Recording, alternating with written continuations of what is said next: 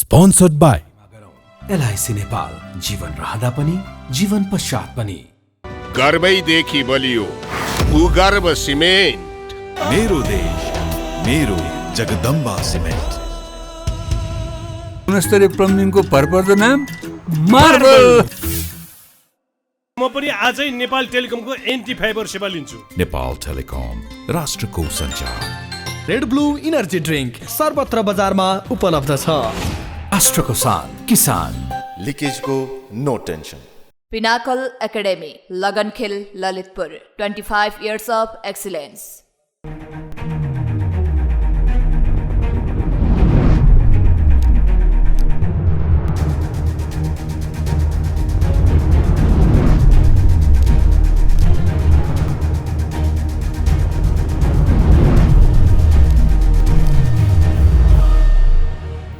नमस्कार दर्शक, नेताहरूले बेलैमा होस पुर्याउनु भएन भने देशमा ठुलो आर्थिक सङ्कट आउन सक्छ। नेपाल श्रीलङ्का जस्तो हुन सक्छ। धेरैको पक्षपण छ। आज हामी यस बारेमा धेरै चर्चा गर्न चाहँदैनौँ। नेपाल आयल निगमले भन्यो अब पेट्रोलको अभाव हुन सक्छ, इन्धनको अभाव हुन सक्छ र सरकारलाई 10 बुँदे प्रस्ताव पनि पठाएको छ नेपाल आयल निगमले। यो देशको सङ्कट समाधान गर्न अब प्रधानमन्त्रीले तत्काल सर्वदलीय बैठक बोलाउनु पर्छ र देशमा देखेको अर्थतन्त्रको तसनस र जुन किसिमको समस्या छ त्यसलाई बचाउन प्रधानमन्त्रीले तत्काल कदम चाल्नुपर्छ। अब सबै शीर्ष नेताहरू एक ठाउँमा बसेर यो देश बचाउनुपर्छ, जनताको मागलाई सम्बोधन गर्नुपर्छ। तपाईँहरू चुनावमा जाँदै हुनुहुन्छ, सबैलाई चुनाव लागेको छ। दलहरूलाई, शीर्ष नेताहरूलाई जनता ठुलो समस्यामा छन्, त्यतातिर तपाईँहरू ध्यान दिनै पर्छ। आगामी दिनमा तपाईँहरूको लागि धेरै चुनौती छ, अप्ठ्यारा छन्, बाटाहरू, यात्राहरू गाह्रो छ। अब जनताको पक्षमा निर्णय नगर्ने नेतालाई जनताले यसपटक परास्त गर्नेछन्, चुनाव हराउनेछन्। मेरो आग्रह छ, नेता जनमुखी बन्नुहोस्, जनताको चाहना अनुसार काम गर्नुहोस्, जनताको मागलाई सम्बोधन गर्नुहोस् र नेपाल आयल निगमले भनेको छ अब सवारी साधन कम चलाउँ, जोर विरोधमा जाउँ र जोर बिजोरमा जानै पर्छ। यो माग हो हामी सबैको। र शनिबार कसैले पनि सवारी साधन नचलाउँ, देशलाई अहिले सङ्कटबाट बचाउँ। इन्धनको अभाव छ र 10 अरबभन्दा बढी घाटामा छ नेपाल आयल निगम, तथ्याङ्क बाहिर आइरहेको छ। यस्तो अवस्थामा देशमा यो काली लाग्दो अवस्थामा सबै शीर्ष नेताहरू किन एक भएर छलफलमा जुट्दैनन्? मेरो आग्रह छ 5 दलीय गठबन्धनलाई पनि अब तपाईँलाई कुर्सीको मात्रै प्यारो लाग्यो। किन, के कारणले प्यारो लाग्यो? हामी यसबारे पनि आजको कार्यक्रममा विशेष रूपमा चर्चा गर्न चाहन्छौँ। त्यसैले हामीसँग धेरै विषयवस्तु छन्। आज केपी शर्मा ओलीले संसदमा भन्नुभएको छ यो सरकार असफल, 5 दलीय गठबन्धनले केही गर्न सकेन, यो गठबन्धन यो देशको लागि अभिशाप भनेर उहाँले बताउनु भएको छ। र अर्थमन्त्री जनार्दन शर्माको राजीनामा आज पनि केपी शर्मा ओलीले माग्नु भएको छ र अर्थमन्त्री राजीनामा नदिने माओवादी केन्द्रको निष्कर्ष छ। तर काङ्ग्रेसका महामन्त्री गगन थापाले पनि अर्थमन्त्रीको राजीनामा माग्नु भएको छ। अर्थमन्त्रीको राजीनामा आजको आवश्यकता भनेर धेरैले भनिरहँदाखेरि माओवादी केन्द्रले अर्थमन्त्रीलाई बचाइरहेको छ र अर्थमन्त्री राजीनामा दिनुपर्ने कुनै कारण छैन, आधार छैन भनेर माओवादी केन्द्रका नेताहरूले आज स्पष्ट रूपमा आफ्नो कुराहरू राखिरहेका छन्। अब के होला त देशमा? अर्थमन्त्रीलाई हटाउन किन एमाले तयार भयो? किन एमाले राजीनामा माग्यो? अथवा काङ्ग्रेसका नेताहरूले पनि किन अर्थमन्त्रीमाथि कटाचे गरिरहेका छन्? तर माओवादी केन्द्र र माधवकुमार नेपाल लगायत अधिकांश शीर्ष नेताहरूको भनाइ छ अर्थमन्त्रीले राम्रो बजेट ल्याउनु भएको छ, लोकप्रिय बजेट ल्याएको कारणले गर्दाखेरि उहाँको राजीनामा मागेको हो, त्यसैले हामी राजीनामा दिँदैनौँ भनेर शीर्ष नेताहरूले अर्थमन्त्रीको बचाउ गरिरहेका छन्। किन 5 दलीय गठबन्धनमा किन यसबारेमा छलफल हुँदैन? माओवादी केन्द्रको केन्द्रीय समितिको बैठकमा केन्द्रीय सदस्यहरूले खुलस्त आफ्नो कुरा राखिरहेका छन्। यसपटक खुला छलफल व्यापक रूपमा भएको छ र नेतृत्वको आलोचना पनि गरेका छन् धेरैले र कतिपयले प्रचण्डको प्रशंसा पनि गरेका छन् र भनेका छन् अध्यक्ष प्रचण्डजी तपाईँ त महारथी हुनुहुँदो रहेछ, धेरैले भनेका छन्।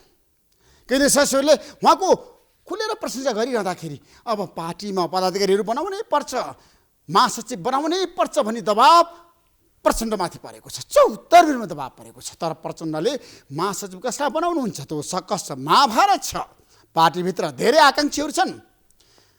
माओवादी केन्द्रको केन्द्रीय समितिको बैठकमा प्रचण्डले भोलि जवाफ दिने र केन्द्रीय समितिको बैठकले के निर्णय गर्ला त कङ्ग्रेससँग सहकार्य नतोड्ने निष्कर्ष निकाल्दैछ माओवादी केन्द्रको बैठकले। गठबन्धन भने कङ्ग्रेससँगै गर्ने एमालेसँग असम्भव, तर चुनाव अघि माधवकुमार नेपालको पार्टी एकीकृत समाजवादीसँग भने एकता गर्ने, सहकार्य गर्ने र पार्टी एकताको घोषणा गर्ने माधवकुमार नेपालले आज बताइसक्नु भएको छ। माधवकुमार नेपालले आज स्पष्ट रूपमा भन्नुभएको छ चुनाव अघि नै प्रचण्ड र हाम्रो बीचमा पार्टी एकीकरण हुन्छ, माओवादी केन्द्र र एकीकृत समाजवादीको बीचमा।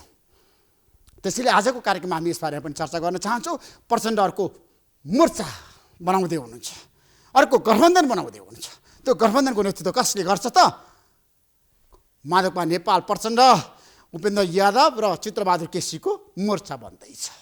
आजको कार्यक्रममा हामी यसबारेमा चर्चा गर्न चाहँदैनौँ र आज हामी प्रधानमन्त्री शेरबहादुर देउवाले 1 वर्षको अवधिमा 6 पटक मन्त्री परिषदमा हेरफेर गर्नुभएको छ, परिवर्तन गर्नुभएको छ, पुनर्गठन गर्नुभएको छ र गैर सांसदहरू पनि मन्त्री बनेका छन् धमाधम। र चुनाव हारेकाहरूलाई पनि शेरबहादुर देउवाले किन मन्त्री बनाउनु भयो? के कारणले? नरेन्द्र कुमार सिंहलाई जसपाले सिफारिस गर्यो, उहाँले मन्त्री बनाइदिनु भयो, कृषि सहकारी मन्त्री। किन बनाउनु भयो? के कारणले बनाउनु भयो? यो प्रश्न अब जताततै उठ्न थालेको छ। चुनाव हारेको र गैर सांसदलाई पनि प्रधानमन्त्री शेरबहादुर देउवाले धमाधम मन्त्री बनाउन थाल्नु भएको छ। क्याबिनेटमा 3 जना गैर सांसद मन्त्री छन्। किन यस्तो हुन्छ? महिलाको सङ्ख्या कम छ। 25 जनाको मन्त्री परिषदमा 3 जना मात्रै महिला छन्। किन महिलाको सङ्ख्या कम भयो? र जसपाभित्र पनि भाँड भैलो छ, जसपा पनि फुटको सङ्घारमा पुगेको छ। उपेन्द्र यादवले फुटबाट बचाउनको लागि, बाबुराम भट्टराईलाई कमजोर बनाउनको लागि 3 जना मन्त्रीलाई फिर्ता पठाएर अनि 3 जनालाई चाहिँ क्याबिनेटमा पठाउनु भएको छ। 3 जनालाई उहाँले किन फिर्ता बोलाउनु भयो? के कारणले? प्रधानमन्त्रीलाई उहाँले कन्भिन्स गर्नुभयो, बाबुराम भट्टराईले पत्र लेख्नुभयो, प्रधानमन्त्रीलाई आग्रह गर्नुभयो अब मन्त्रीमण्डलमा अहिले हेरफेर नगर्नुहोस् र जसपाका कुनै पनि व्यक्तिलाई मन्त्री नबनाउनुहोस् भन्दाखेरि उपेन्द्र यादवले सिफारिस गरेको व्यक्तिलाई किन प्रधानमन्त्रीले मन्त्री बनाउनु भयो? आजको कार्यक्रममा हामी यसबारेमा पनि चर्चा गर्न चाहन्छौँ। र बाबुराम भट्टराईले छोडेर मोहम्मद इस्ताक राई मन्त्री बन्नुभयो, प्रदीप यादव मन्त्री बन्नुभयो। रातारात उहाँले क्याम्प परिवर्तन गर्नुभयो मन्त्री बन्नको लागि जसपाभित्र। यो गाई जात्रा छ। किन यस्तो हुन्छ जसपा पार्टीभित्र? आजको कार्यक्रममा हामी यसबारेमा पनि चर्चा गर्न चाहन्छौँ। जसपा पार्टी भनेको जहिले पनि फुट टुट र उपेन्द्र यादवको प्रभावमा चलेको छ। उपेन्द्र यादवले जे भने त्यही हुन्छ, अरूको केही लाग्दैन। बाबुराम भट्टराई अब जसपाबाट बाहिरिँदै हुनुहुन्छ। बाबुराम भट्टराई किन उहाँ असफल बन्नुभयो? किन उहाँले जसपामा आफ्नो पक्षमा बहुमत पुर्याउन सक्नु भएन? अब जसपाबाट बाबुराम भट्टराई बाहिरिँदै हुनुहुन्छ, कसलाई लिएर बाहिरिँदै हुनुहुन्छ त? दुवै समूहले बैठक बोलाएको छ, केन्द्रीय समितिको बैठक। उपेन्द्र यादवले वीरगञ्जमा, बाबुराम भट्टराईले काठमाडौँमा। अब के होला त? को जालान् त बैठकमा? आजको कार्यक्रममा हामी यसबारेमा विशेषमा खुलासा गर्छौँ। म केही समयको विश्रामपछि आउँदैछु। आजको जनता जान्न चाहन्छन् कार्यक्रममा हाम्रो बिचमा राजनीतिक विश्लेषक मराम खनाल हुन्छ। खनालजी, तपाईँलाई म जनता जान्न चाहन्छन् कार्यक्रम स्वागत गर्छु। धन्यवाद। देशको अर्थतन्त्र राजनीति कता जान्छ ठ्याक्कै भन्नु, त्यहाँबाट सुरु गरौँ। जनता जान्न चाहन्छन्, समस्या जटिलतातिर गइरहेको छ। यो त कतै पनि गएको छैन। यो मुलुक त फ्रिजमा राखेको चाहिँ तरकारी जस्तो भएको छ। कहिले पनि सधैँ ताजा, सधैँ सङ्कट, सधैँ त्यस्तै होइन। झनपछि झन् के हो भने अन्तर्राष्ट्रिय सङ्कट सँगसँगै हाम्रो सङ्कट चाहिँ झन् बढी चाहिँ एउटा त अन्तर्राष्ट्रिय सङ्कट भन्नाले युक्रेन र चाहिँ रसियाको वारपछि चाहिँ हाम्रो फ्युलको चाहिँ जुन ढङ्गले चाहिँ त्यो इन्धनको चाहिँ वृद्धि भएको छ, त्यसले एउटा सङ्कट चाहिँ उब्जाएको छ। त्यो त विश्वव्यापी सङ्कट भयो। त्यो विश्वव्यापी सङ्कट चाहिँ झेल्नका लागि अरू राष्ट्रहरू सक्षम छन्, तर हाम्रो राष्ट्र चाहिँ कस्तो छ भन्नुहुन्छ भने त्यो सङ्कटबाट अब अर्को महासङ्कटमा, एक त कोभिड पछि चाहिँ एउटा खालको सङ्कट थियो, त्यसपछि फेरि अर्को सङ्कटमा हामी गयौँ र यस्तो सत्ता र यस्तो सरकार छ कि यो सङ्कटबाट सम्पूर्ण चाहिँ नेपालीहरू एकातिर, सरकारमा बसेका केही मान्छे एकातिर जस्तो भइरहेछ। अब उनीहरूलाई सङ्कटको केही मतलब छैन। कुनै पनि सवारी साधन चलाउन सकिँदैन, इन्धनको अभाव हुन्छ। एकदमै अहिले पनि पक्ष पनि गरिसक्यो, एकदमै 10 बुँदे प्रस्ताव पठाइसकियो सर। हो देश अब टाट पल्टिने हो त होइन, टाट पल्टिने दिशातिर गइरहेछ।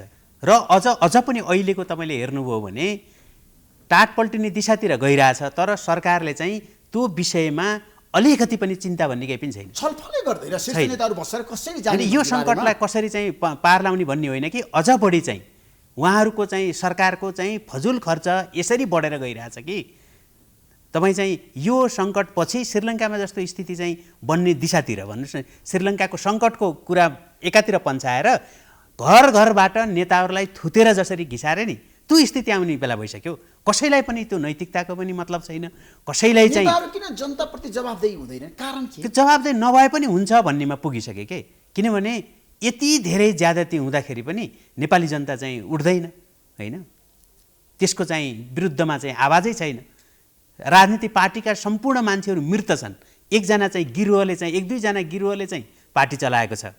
त्यो गिरोह बाहेक त्यो पार्टीभित्र पनि त्यो उदासीनता छ। बाहिरको त कुरै छोड्नुहोस्, पार्टीभित्र पनि त्यस्तै छ। फेरि हेर्नुहोस् न, अनि सरकार पनि निकम्मा भइसक्यो, कामै गर्न सक्दैन। सरकार र अरू बाँकी दुनियाँ एकातिर, सरकार चाहिँ एकातिर छ। बाँकी चाहिँ सम्पूर्ण एकातिर, सरकारका मन्त्रीहरू एकातिर छन्। अब तपाईँ पनि स्वतन्त्र समूहमा जानुभयो, किन भन्नुहोस् त? अब स्वतन्त्र व्यक्तिहरूले देश चलाउनु पर्छ भने तपाईँको पनि प्रस्ताव हो? होइन, मेरो त्यो प्रस्ताव पनि होइन। वास्तवमा चाहिँ स्वतन्त्र समूहले एउटा राष्ट्रिय भेला गर्नुभएको थियो र उहाँहरूले चाहिँ मेरा कुरा राख्नका लागि मलाई एउटा स्पिकरको रूपमा बोलाउनु भयो। म त्यो भेलामा बस्या होइन। मलाई चाहिँ स्वतन्त्र मान्छेहरू राजनीतिमा आउनु त त्यो स्वागतयोग्य कुरा हो। स्वतन्त्र मान्छेहरू राजनीतिमा दलले अब देश चलाउन सक्दैन, नेताहरूले देश चलाउन सक्दैन, स्वतन्त्र व्यक्ति चाहिन्छ भने तपाईँको पनि प्रस्ताव आयो? होइन, दलले सक्दैनन् भन्ने त होइन मेरो प्रस्ताव चाहिँ होइन। मैले हिजो नै एउटा गोर्खापत्रमा एउटा लामो चाहिँ लेख लेखेर मैले त्यहाँ प्रष्ट आफ्नो कुरा के भनेको छु भने देश चलाउने दलले नै हो। यी दलहरू फेल भए पनि नयाँ दल आउनुपर्छ। नयाँ दल कस्तो भयो भने म अब एकदमै सक्षम मान्छे आएँ, अब मेरा पछि आउनुहोस् भन्ने दल होइन कि मेरो आवश्यकताले अथवा तपाईँको आवश्यकताले पार्टी बन्दैन, पार्टी समाजको आवश्यकताले बन्नुपर्छ। मलाई पार्टी चाहियो होइन भने मेरो चाहिँ आवश्यकताले अथवा चाहिँ जनताहरू यी पार्टीहरूप्रति असन्तुष्ट छन्, त्यो चाहिँ सत्य हो। जनता त्यो पार्टीहरूप्रति असन्तुष्ट भए भन्दैमा मैले चाहिँ मेरा पछि आउनुहोस् भन्दैमा पार्टी चल्दैन होइन। त्यो गल्ती गर्न हुन्न। त्यो त के हो भने हाम्रो सामाजिक आवश्यकता कस्तो पार्टी बनाउन हो। अहिलेका पार्टीहरूले गरेको चाहिँ गल्ती के हो? पहिला त यो कुरामा एउटा शोधपत्र चाहियो के नेपालमा। पहिला त पार्टी बनाउनमा दलहरू असफल भयो भनेर बहस त सुरु भएको छ नि त पछिल्लो समय। कोही असफल हुनुको मतलब के हो भने सबै सफल हुने हो त होइन नि। कोही असफल भयो भन्दैमा त्यो त प्रतिक्रिया भयो। असफल भए दलहरू, त्यो सत्य हो।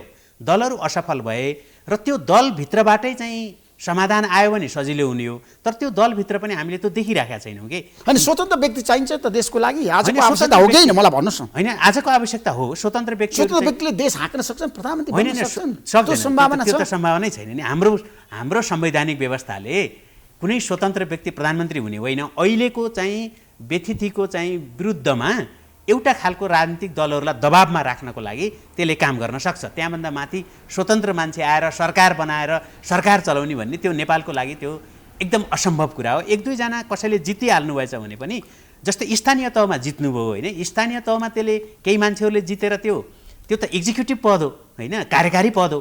त्यसमा चाहिँ केही काम गर्न सक्ने अवस्था पनि रहन्छ।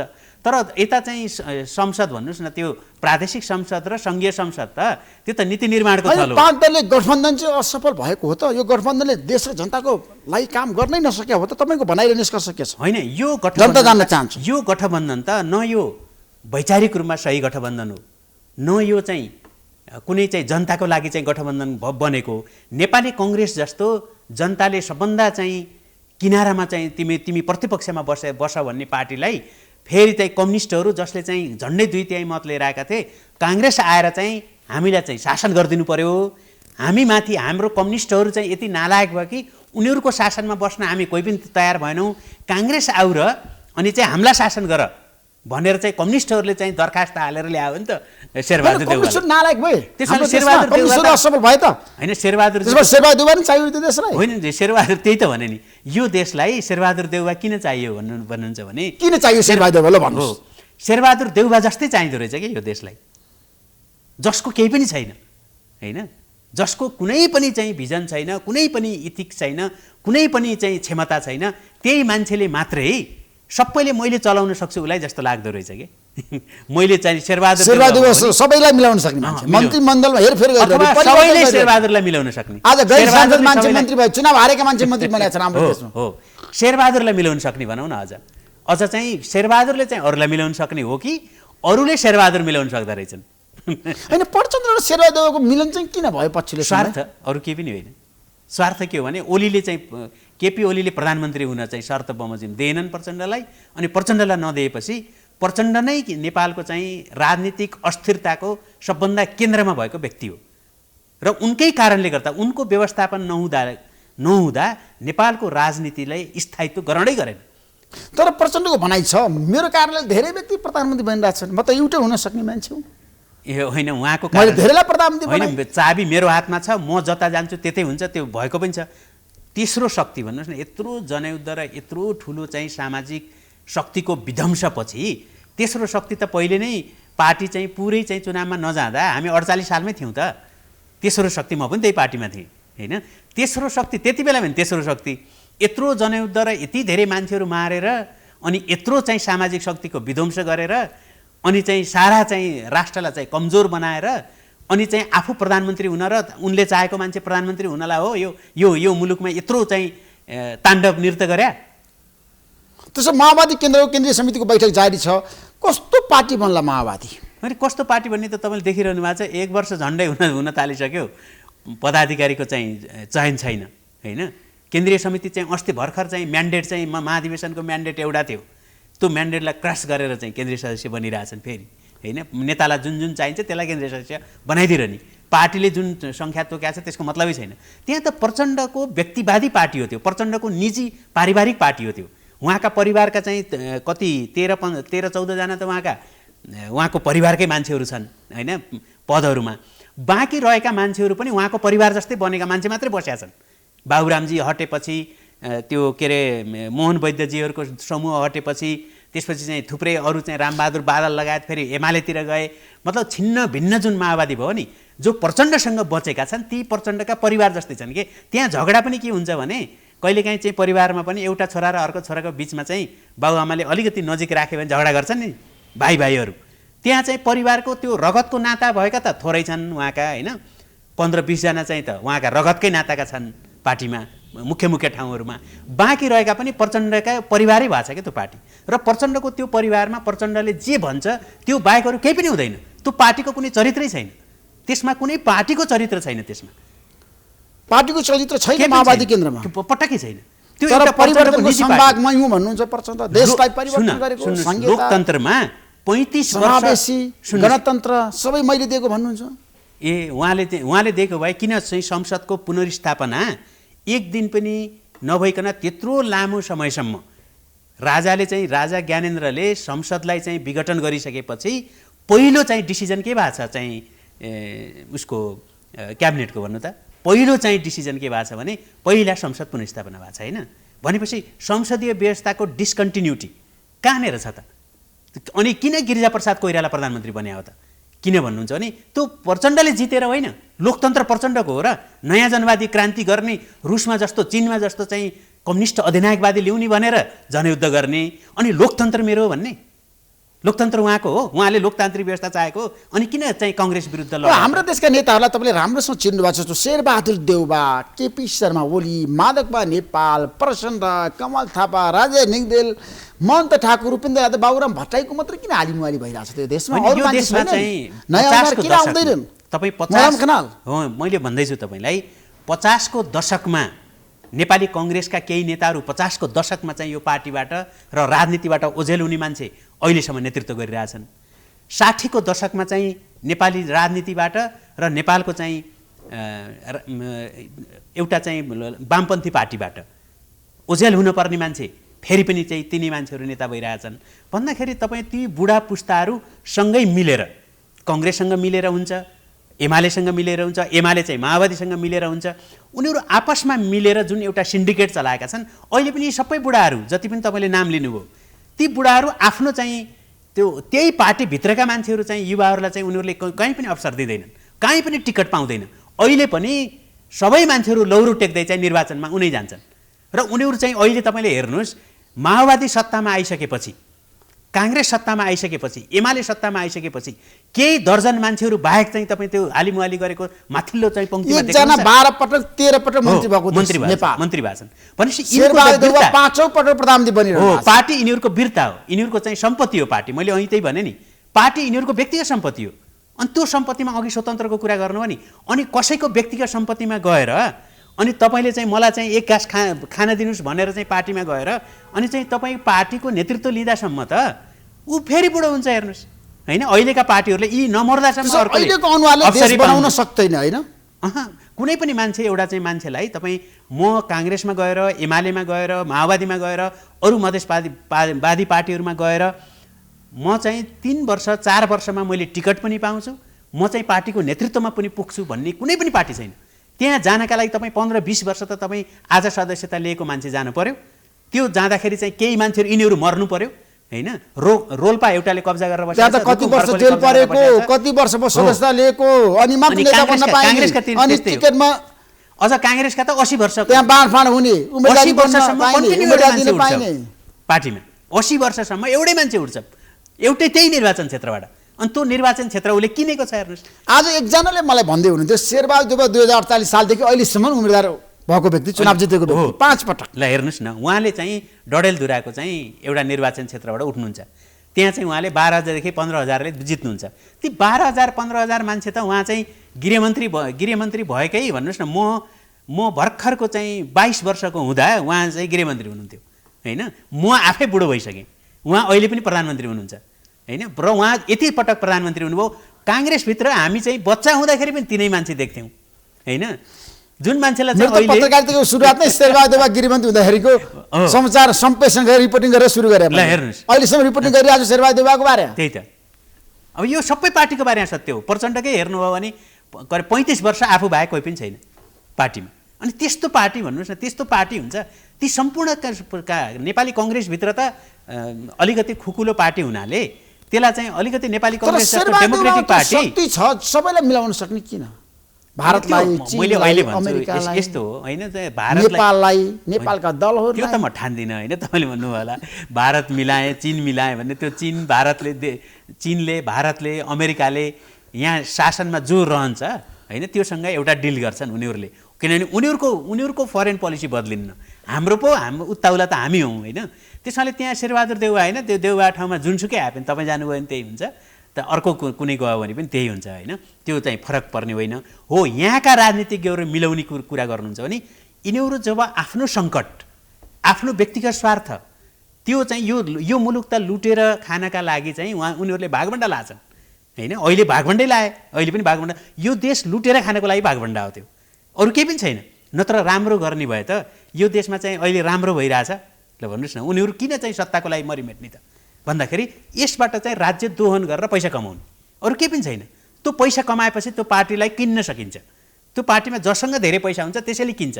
अहिले शेरबहादुरको विरुद्धमा काङ्ग्रेसमा किन सक्दैन भने शेरबहादुरसँग जति पैसा अरूसँग छैन। अनि शेरबहादुरले चाहिँ सबै पार्टीका मान्छेहरूलाई चाहिँ धेरै मान्छेलाई किन्न सक्छन् उनले। एउटा बहस जारी छ पछिल्लो समय। अर्थमन्त्री जनार्दन शर्माले बजेट ल्याइसकेपछि उहाँको राजीनामा किन मागिरहेछन् मान्छेले होइन? उहाँले त यति धेरै अनैतिक काम गर्नुभएको छ होइन। ती अनैतिक कामको फेरस्ती यति ठुलो हुन्छ कि अब त अपराध गर्नुभएको छ। अस्तिसम्म अनैतिक कामको कुरा थियो। CCTV फुटेजमा चाहिँ उहाँले जुन चाहिँ करप्सनका लागि जुन चाहिँ अनइथिकल काम गर्नुभयो, भ्रष्टाचारको लागि चाहिँ खुलेआम अर्थ मन्त्रालयलाई प्रयोग गर्नुभयो, त्यसको चाहिँ CCTV फुटेज समेत चाहिँ मेटाउने भनेको त्यो अपराध हो होइन। त्यो अपराधसम्म जाँदाखेरि पनि कुन नैतिकता? अब माओवादीको त्यो पनि जनार्दन शर्मासँग नैतिकता हुन्छ र अनि राजीनामा दिन्छ? घोक्रे ठ्याक नलाउँदासम्म चाहिँ दिँदैन। तर उहाँलाई प्रधानमन्त्री शेरबहादुर देउवाको समर्थन छैन त? उहाँ र प्रधानमन्त्रीमा फरक छैन कि? प्रधानमन्त्री भन्नुभएको छ राम्रो बजेट ल्याइदिनु भयो अर्थमन्त्रीले। होइन, राम्रो बजेट चाहिँ मुलुकका लागि होइन कि उहाँका लागि ल्याइदिनु भयो। प्रचण्डले पनि चाहेर हटाउन नसक्ने चाहिँ परिस्थिति पैदा भयो। त्यो किन भयो भन्नुहुन्छ भने जनार्दनका चाहिँ अपराधहरू प्रधानमन्त्रीसँग जोडिए। अहिले जनार्दन एक्लैले गरेको अपराध होइन यो अपराधमा प्रधानमन्त्री सामेल छ। प्रधानमन्त्री शेरबहादुर देउवा सामेल हुनुहुन्छ? बिल्कुलै। कसरी जस्टिफाई गर्नु त? सामेल हुनुहुन्छ।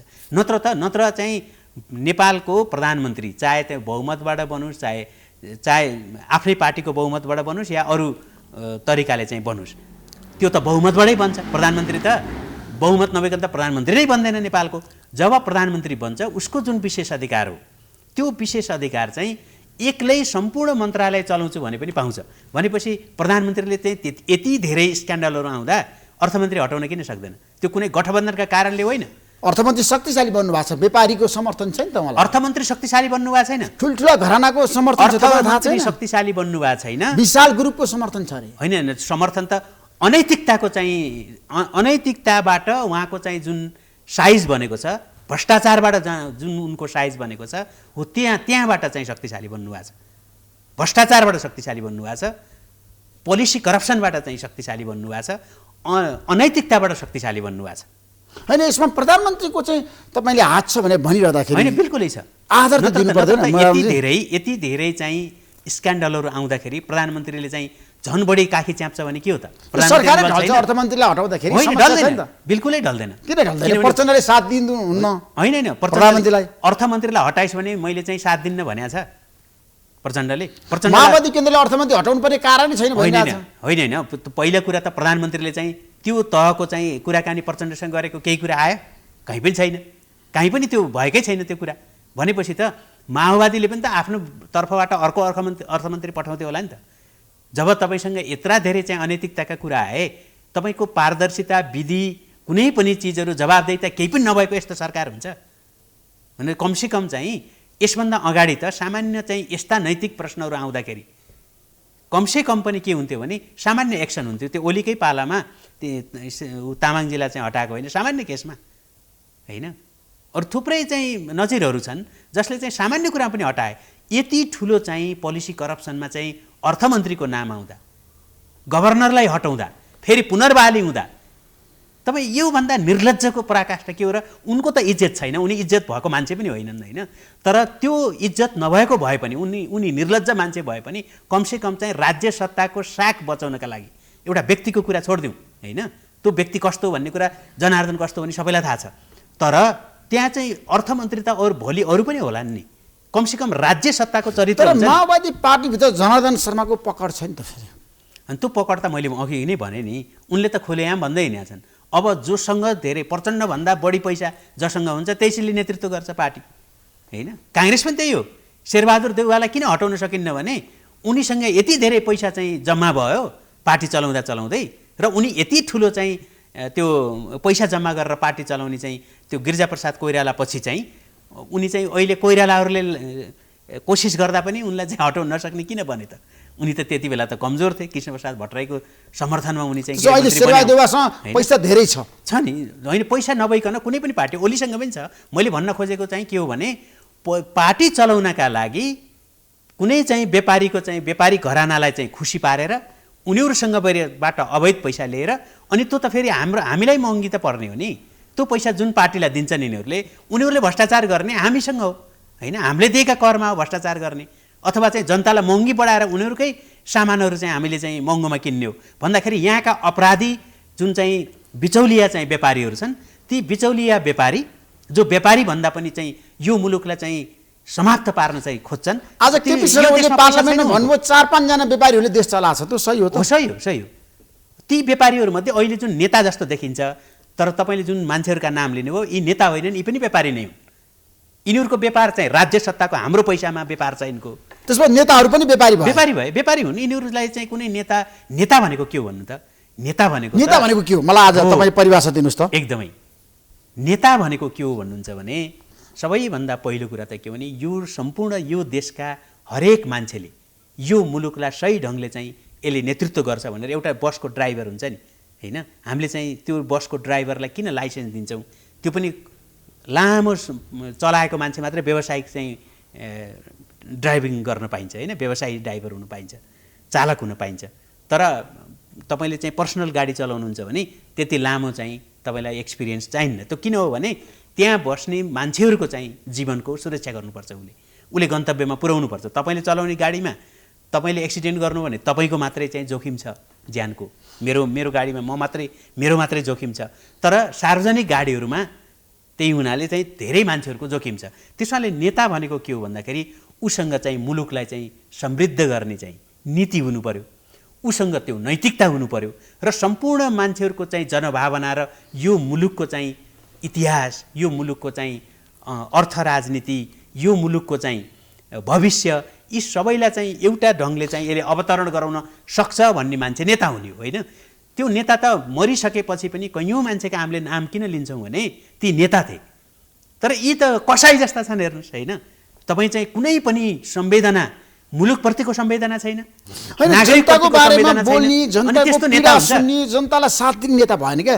म त बेला बेला रुन्छु हेर्नुहोस् कार्यक्रम चलाउँदा किनभने जनताहरू म आएर धेरै बनाएका छन् के त्यहाँ। मरामजी जनताहरू धेरै आउँछन् म कहाँ ऋषि मलाई चाहिँ न्याय चाहियो भनेर। अब मैले के न्याय दिनु भन्नुहोस्। एउटा व्यक्तिले न्याय दिन्छ र हाम्रो न्याय प्रणाली कस्तो भएको छ भन्ने त यो न्याय फेरि जनताहरू आउँछन् क्या। प्रत्येक दिन 4-5 जना त आइरहेको हुन्छन् म कहाँ। अहिले हेर्नुहोस् न महाअभियोग महाअभियोगको कुरा कहीँ पनि आउँदैन।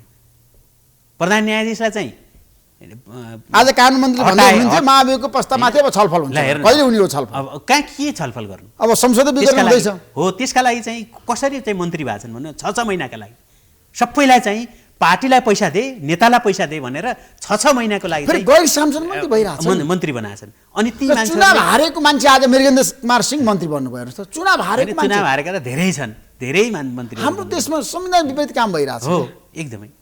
अब त्यसै हुनाले अब यो कति चाहिँ उहाँहरूको बारेमा अब जसपाको भविष्य के देखाउनुहुन्छ तपाईँ? अनि मलाई चाहिँ उपेन्द्र यादव र बाबुराम भट्टराईको द्वन्द्व छताछुल्लो भएर बाहिर आइसक्यो। कसैको नि भविष्य देख्दिनँ हेर्नुहोस्। यहाँ चाहिँ मैले चाहिँ त्यो जसपाको होइन कसैको पनि यो मुलुककै भविष्य नरहेपछि ती पार्टी रहेर के, त्यो गिरुवा जस्ता पार्टीहरू भएर के होइन। पार्टीमा राम्रा मान्छेहरू कोही पनि अगाडि आउन सक्दैनन्, राम्रा मान्छेहरूले भ्रष्टाचार गर्दैनन्, उनीहरूलाई टिकट दिइँदैन। जब राम्रा मान्छेले टिकट पाउँदैनन्, राम्रा मान्छे पार्टीमा नेता हुन सक्दैन, राम्रा मान्छेहरूको चाहिँ आवाज सुनिँदैन, अनि एउटा गिरुवा बनाएर चाहिँ पार्टी चलाइन्छ, अनि ती पार्टीहरूको के भविष्य छ भन्ने होइन। राजनीतिमा असफल सफल भन्छन् नि, मलाई चाहिँ त्यो लाग्दैन। ती यी सफल हुन् भन्नुहोस् त। जनताले दिनदिनै गाली गरेका छ, मतलबै छैन हेर्नुहोस् होइन। नागरिकले दुःख पाइरहेछ, उनीहरूको कुनै संवेदनै छैन, अनि ती सफल हुन्।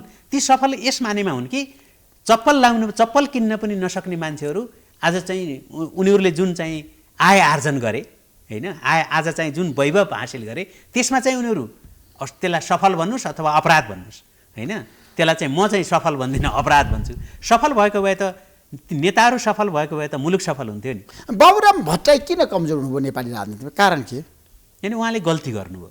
के गल्ती गर्नुभयो बाबुराम? मूल कुरा के हो भने उहाँले चाहिँ माओवादीलाई चाहिँ माओवादीबाट चाहिँ जसरी एक्लै निस्किनुभयो नि, फेरि त्यो माओवादीकै त्यो ग्याङ लिएर आउनुभयो उहाँले नयाँ शक्ति बनाउन।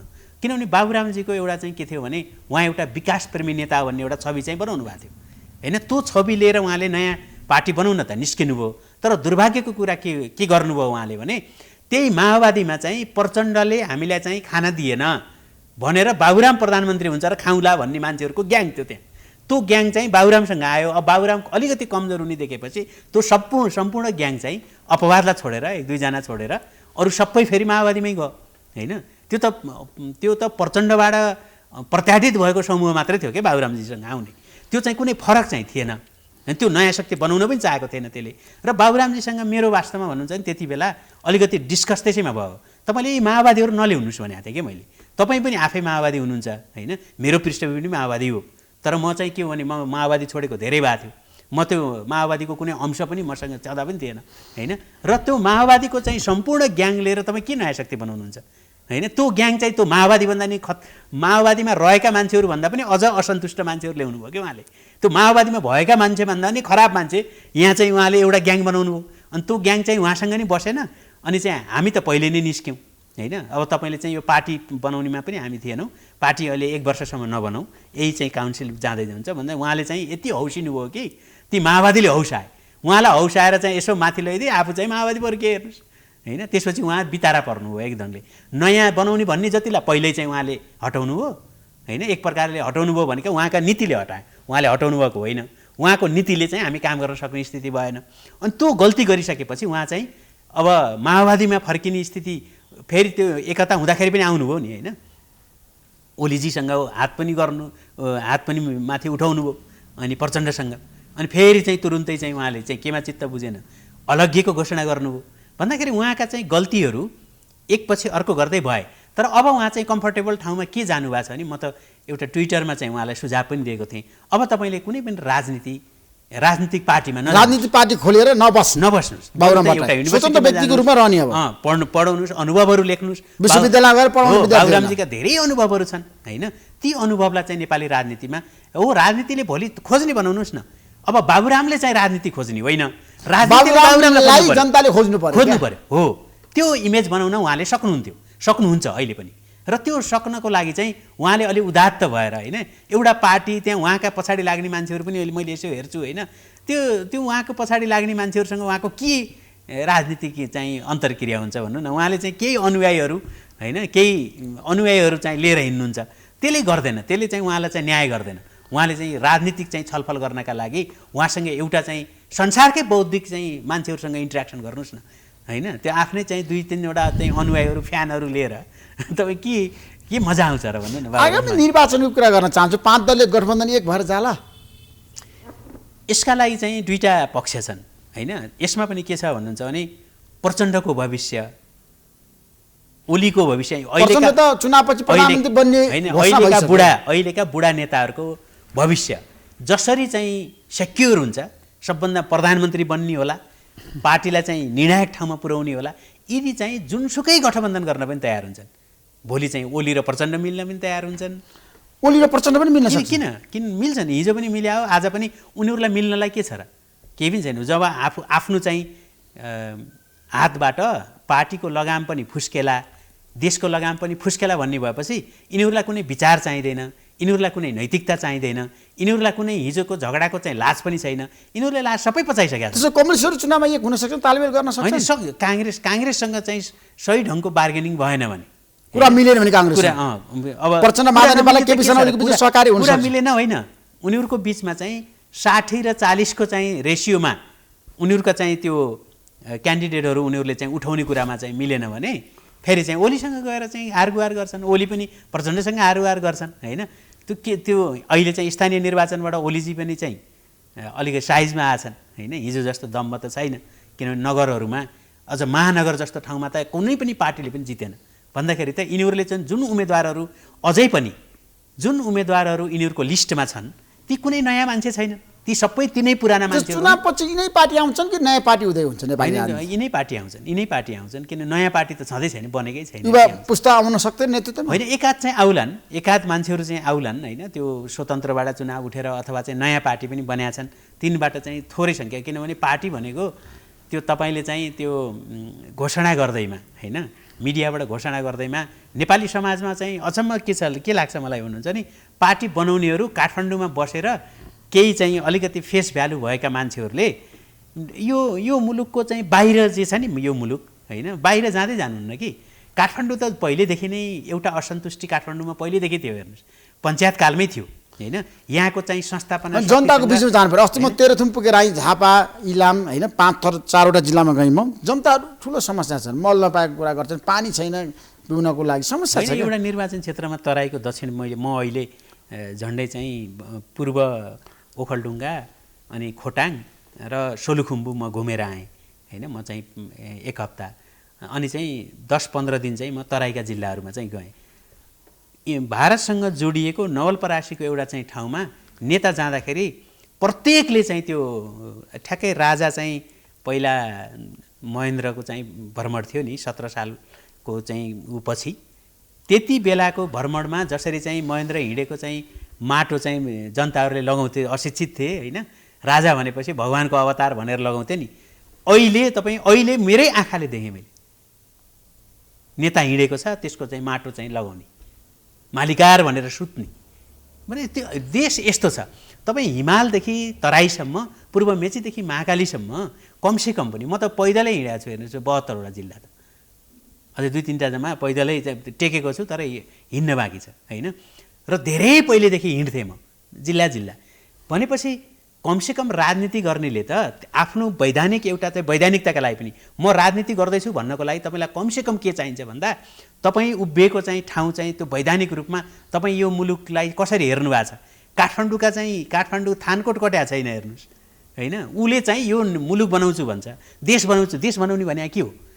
अनि चाहिँ त्यो भाषण गर्छ यसरी कि अरूलाई गाली गरेर म चाहिँ आफै इमान्दार हुँ, म चाहिँ कम भ्रष्ट हुँ, म आफ्नो नैतिकवान धोती हुँ। खुस्किया थाहा छैन त्यो- आफू कुन हैसियतमा छ त्यो थाहा अब छैन आफैले चाहिँ क्लेम गर्ने होइन नि त, त्यो भएछ भने त अरूले भन्छन् नि होइन। अनि त्यसपछि मतदातालाई गाली गर्यो। नेपाल के हो? नेता भनेको वास्तविकतामा आउनु पहिले पर्यो नेपाल हिँड्नु पर्यो क्या नचिनिकन, जनताको लागि नेपाल नचिनिकन, नेपाल नटेकिकन तपाईँले राजनीतिक कुरा गर्नका लागि पनि राजनीतिक वैधानिक एउटा चाहिँ बाटो चाहिन्छ। तपाईँ वैधानिक रूपमा म राजनीति गर्छु भन्ने बित्तिकै राजनीतिक जमिन पहिला टेक्नु भएको छ। पहिला त्यो राजनीतिक जमिन टेकेर तपाईँले कुरा गर्नु पर्यो नि। त्यो जमिन टेकेको आधार के हो? हामीलाई एउटा शोधपत्र दिनुहोस् होइन। अनि मात्रै पार्टी खोल्न हतारो भयो के, हेर्नु जसलाई पनि पार्टी खोल्न हतारो। जसलाई पनि नेता बन्न अहिले त छ नि राजनीतिलाई हेपे के, साना छ नि त राजनीतिलाई- जागेको छ नि भुज जागेको छ यस्तो हो ऋषि, नेता बन्ने भुज राजनीतिलाई यति हेपे नि होइन। तर नेता बन्न गाह्रो छ कठिन छ राजनीतिलाई चाहिँ भन्न राजनीतिलाई सजिलो धेरै छ हेपेपछि मरामजी त्यो राजनीति वास्तवमा यी नेताले गर्दा यस्तो भयो के। अहिले कसलाई जसलाई पनि के लाग्छ भने नि यी नेताले भन्दा त म राम्रो गर्छु हो पनि, फेरि यिनले भन्दा त नराम्रो काम नगरे मात्रै पनि पुग्छ होइन। तर यिनको चाहिँ इतिहास त 75 वर्षको इतिहास जुन चाहिँ रक्तरञ्जित छ यिनीहरूको इतिहास चाहिँ होइन। त्यो इतिहासको ब्याज यिनले जुन खाएका छन् र यो देशद्रोहन चाहिँ यिनीहरूले गरेको जुन बलिदान भन्दा 50औं गुणा देश लुटेर यिनीहरूले चाहिँ त्यो बलिदानको दुरुपयोग गरिसकेका छन्। त्यहाँ हो समस्या। तर अब गाउँ गाउँमा तपाईँ जानुहुन्छ भने यिनीहरूले कब्जा गरेर राखेका छन्, हेर्नुहोस् होइन। त्यहाँका मान्छे कब्जा त्यसो त्यहाँ अब जाँदा एउटा निष्कर्षमा पुगौँ देश दुर्घटनातिर जान्छ कि जाँदैन होइन। दुर्घटना राजनीतिक दुर्घटना त हुँदैन देशमा होइन। राजनीतिक दुर्घटना भने त के हो भन्नुहुन्छ नि, आर्थिक दुर्घटनापछि आर्थिक दुर्घटना भइराखेको छ। आर्थिक दुर्घटनाले त राजनीतिक दुर्घटना निम्तै हाल्छ नि। तपाईँ कि त चाहिँ नेपालमा अहिले पनि तपाईँ हेर्नुभयो भने आधा एउटा चाहिँ इच्छा शक्ति भएको प्रधानमन्त्री हुने हो भने अहिले आधा कर्मचारी निकालिदिए हुन्छ, केही पनि काम छैन होइन। आजै मैले पढिरहेको थिएँ, हेर्नुहोस् यो कति अरब त उसको चाहिँ आम्दानीको यति अरब त चाहिँ दूरसञ्चारमा चाहिँ कर्मचारीलाई प्रत्येक मान्छे आउँछ, हरेक सरकारी कर्मचारी 10 अर्ब रुपियाँ कर्मचारीलाई तलब यस्तो छ देशको जहाँ अवस्था। ततै दूरसञ्चारको कुरा त्यो गरेको किन हो भए। भन्नुहुन्छ नि, केही पनि काम छैन। नेता आउँछ, एउटाले आफ्नो मान्छे राख्यो, अर्को आउँछ फेरि आफ्ना 5 जना राख्यो, अर्को आउँछ, निकाल्न सकिँदैन, राख्न चाहिँ राखेछ होइन। भनेपछि यस्तो देशमा अब सबैले लुटेर खाने बाँडेर खाने भन्ने छ। त्यसो महन्त ठाकुर र उपेन्द्र यादवको भविष्य के छ राजनीतिमा मधेस बेस पोलिटिकल पार्टीको होइन। उहाँहरूको पनि के भयो भन्नुहुन्छ नि, नेपालमा क्षेत्रीय र जातीय पार्टीहरू सङ्कटमा छन् होइन। उहाँहरूले क्षेत्रीय नारा दिनुभयो पहिला मधेस भनेर। अब त्यो मधेस चाहिँ वास्तवमा मधेसले बुझ्दै जाँदाखेरि त त्यो केपी ओली र मधेसमा केही पनि फरक भएन। उहाँहरू आफै मिलेर होइन, उहाँहरू सरकारमा जाँदाखेरि सबैसित सरकारमा चाहिँ जानुभयो भनेपछि त्यो क्षेत्रीय नारा उहाँहरूले जुन लगाउनु भएको थियो त्यो क्षेत्रीय नारा चाहिँ फेक हो भन्नेमा पुगिसके। त्यो मधेसी चाहिँ कुरा, मधेसी अधिकार भन्ने फेक कुरा रहेछ भन्ने त्यही मधेसीले नै बुझे क्या। त्यस भने उहाँहरू कमजोर हुनुभएको छ होइन। अझै पनि के भने एकपटक चाहिँ त्यो सत्तामा गइसकेको, सत्ताको चाहिँ स्वाद लिइसकेको एउटा जमातले चाहिँ त्यो एउटा सामाजिक परिवेशलाई अठ्याएको छ। त्यो हुन्जेल चाहिँ उसको चाहिँ जुन प्रभुत्व हो त्यो प्रभुत्व नामेर त हुँदैन होइन उहाँहरूको। तर चाहिँ वास्तवमा उहाँहरूले जुन कुराहरू गरेर शक्तिशाली बन्न खोज्नु भएको थियो त्यो चाहिँ छैन। थ्याङ्क यू सो मच मुलायम खनालजी, महत्त्वपूर्ण समय दिनुभयो, तपाईँलाई म धेरै धन्यवाद दिन चाहन्छु। Sponsored by एलआइसी नेपाल, जीवन रहँदा पनि जीवन पश्चात पनि। गर्वैदेखि बलियो भूगर्भ सिमेन्ट।